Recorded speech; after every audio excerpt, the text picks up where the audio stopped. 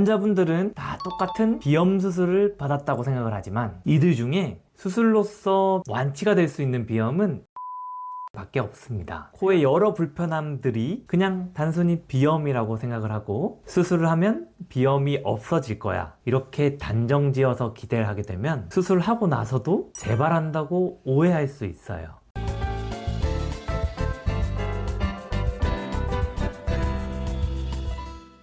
원장님, 비염 수술을 하면 효과가 있다는 사람이 있고 없다는 사람이 있는데 왜 네. 그런 거예요? 일단 비염 수술의 개념을 좀 아셔야 되는데요. 보통 환자분들이 생각하는 비염 수술은 실제로 두 가지입니다. 하나는 합의각계 절제술만 하는 비염 수술, 다른 하나는 비중격 망곡증 수술이에요.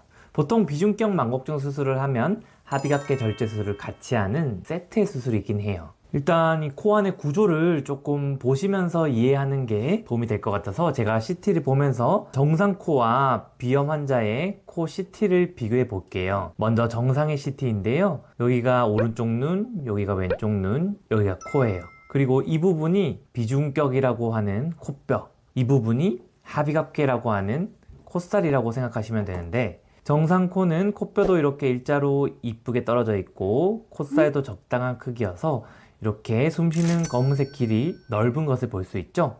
반면 이 비염 환자의 코 CT를 보면 코뼈도 이렇게 휘어져 있고 콧살도 크게 부풀어져 있어서 숨쉬는 부분이 엄청 좁아져 있어요.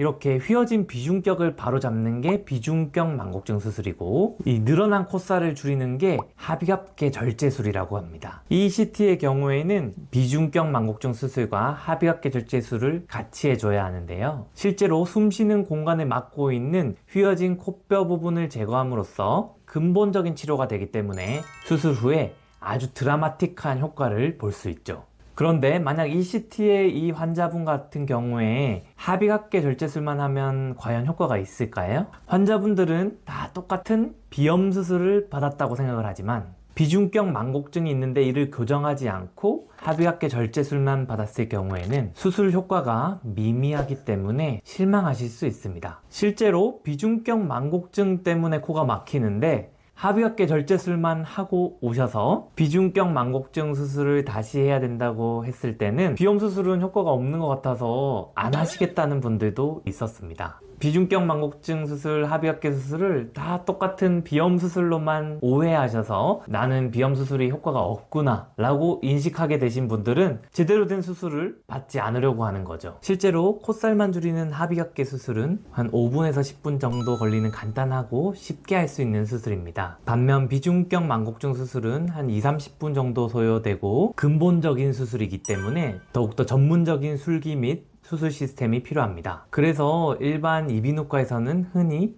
합의각계 절제술만 시행하는 거죠. 물론 동네 이비인후과에서 합의각계 수술만 하는 것도 안 하는 거에 비해서는 확실히 도움이 될 수 있어요. 그렇지만 비중격 망곡증이 있는 분이라면 비중격 망곡증과 합의각계 수술을 같이 함으로써 한 번의 수술을 통해서 조금 더 큰 만족감을 얻을 수 있습니다. 비염 수술 재발이라고 치면 실제로 비염 수술 받고 다시 코가 막힌다 하시는 분들이 많던데요. 네. 우리의 코를 불편하게 하는 비염의 종류는 아주 다양합니다. 알레르기 항원이 만나서 콧물이란 재채기 가려움을 일으키는 알레르기 비염, 코뼈 비중격이 휘어서 생기는 비중격 망곡증, 차가운 바람을 쐬거나 뜨거운 음식을 먹을 때 콧물이 줄줄 나는 혈관 운동성 비염 등등 이렇게 우리의 코를 불편하게 하는 요인들은 다양하게 있습니다. 이들 중에 수술로서 완치가 될 수 있는 비염은 비중격 망곡증 밖에 없습니다. 휘어진 부분을 제거하기 때문에 제거한 뼈나 연골이 다시 자라지는 않기 때문이죠. 극단적인 예를 한번 들어볼게요. 만약 내가 다른 요인들은 없고 비중격 망곡증만 있다 하신 분들은 수술로서 효과를 극대화할 수 있습니다. A라는 환자분은 코를 불편하게 하는 원인 중에 90%가 비중격 망곡증, 10%가 알레르기 비염이라고 하고 B라는 환자는 코를 불편하게 하는 원인이 90%가 알레르기 비염, 10%가 비중격 망곡증이라고 가정을 해볼게요. 만약 똑같은 의사에게 똑같은 수술을 받는다고 하면 A라는 사람은 비염 수술에 대한 예찬론자가 돼서 수술 꼭 받으시라고 수술하고 효과가 너무 좋다고 가족분들이 다 데리고 오십니다. 비중격 망곡증 수술을 받아야 할 분이 수술을 받게 되면 만족도가 엄청날 수밖에 없어요.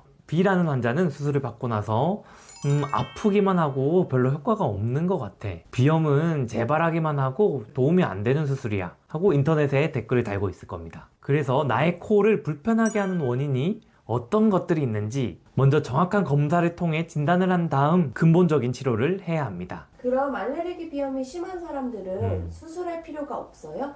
알레르기 비염인 경우에는 합의각계를 고주파로 줄이게 되고 외양골절까지 시키게 됩니다. 그렇게 되면 알레르기 항원들이 닿는 표면적이 줄기 때문에 알러지 증상도 많이 호전이 됩니다. 제가 말하는 것은 알레르기 비염이 심한 분들이 수술을 받으면 효과가 없다는 것이 아니라 완치를 기대해서 실망하지 말라는 얘기예요. 알레르기가 많은 분들인 경우에는 수술을 하고 나서도 회피요법이나 면역치료, 약물치료, 스프레이 치료 등 여러 부가적인 치료를 해야 조금 더 효과를 볼 수 있습니다.